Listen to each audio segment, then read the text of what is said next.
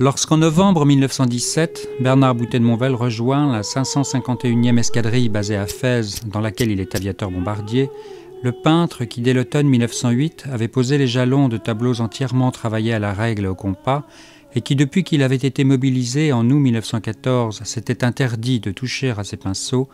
connaît un véritable choc esthétique. Immédiatement, il écrit à son frère « Fès est une ville incroyablement belle, qu'il y aurait de belles choses à faire ici pour un homme de talent facile. Je compte m'essayer tout du moins à travailler nuit et jour ces paysages. » Ce que Bernard Boutet de Monvel perçoit de la ville séculaire s'étalant sous ses yeux, c'est l'absolue perfection géométrique d'une construction où chaque maison peut se réduire à l'aplat d'un rectangle. C'est l'absolue rigueur de ces lignes dont aucun ornement ne vient rompre les purs. C'est la matière brute de ces murs lépreux sur lesquels la course du soleil étire lentement ses diagonales d'ombre crue. De la terrasse de sa maison, située au cœur de la Médina, Bernard Boutet de Monvel décide donc de peindre Fès à toutes les heures du jour,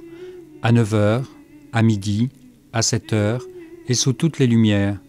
au soleil, le soir ou, comme ici, à contre-jour. Pour ce faire, et comme à son habitude, il photographie sa composition avec son Kodak Brownie, met son cliché au carreau et en reporte la mise en place sur la toile. Puis, à l'aide d'une règle, il trace sur cette dernière son dessin préparatoire au jaune de cadmium,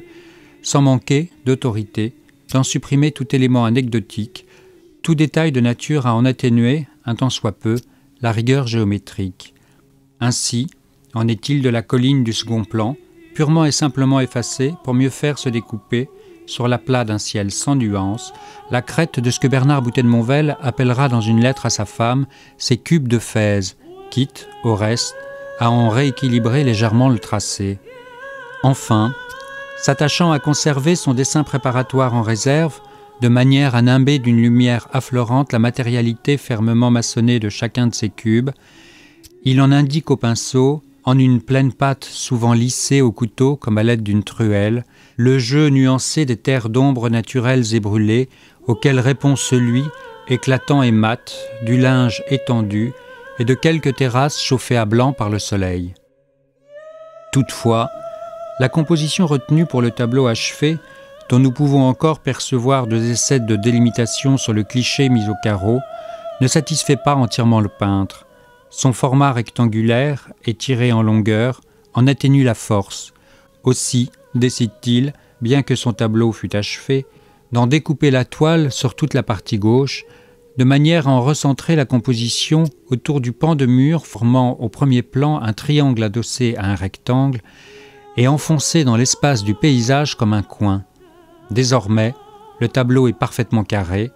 d'un carré propre à renforcer la dimension géométrique de cette vue entièrement soumise au cube.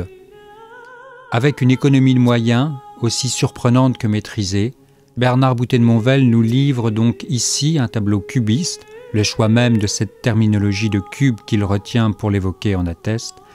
un cubisme fondé sur une figuration imprégnée de réalisme photographique, mais jouant néanmoins d'aplats synthétiques propres à tendre vers la pure abstraction. C'est là tout le paradoxe du peintre, qui deviendra au milieu des années 20 et à l'égal de Charles Schiller, un des maîtres du précisionnisme.